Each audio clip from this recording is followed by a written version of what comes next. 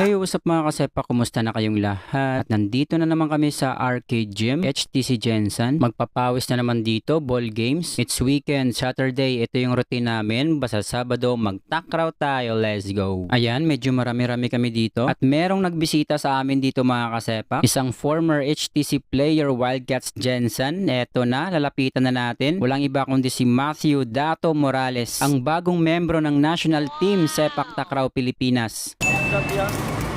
Basta man.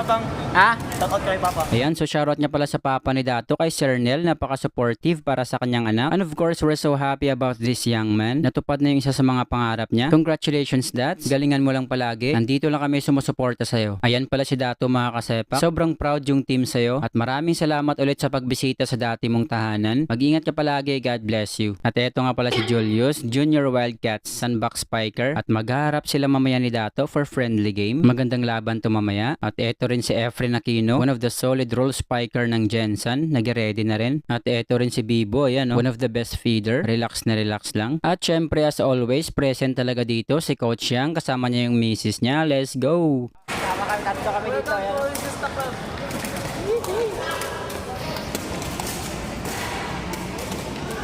Wow! Yay!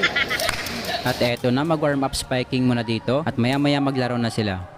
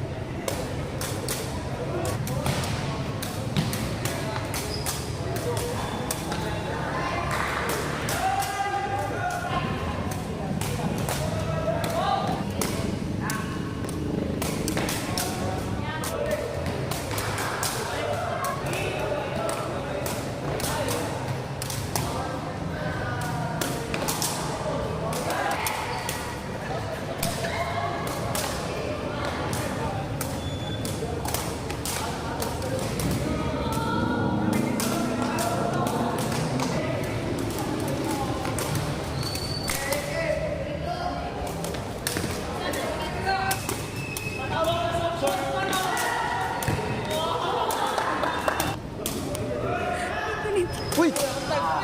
Gosh, shoot.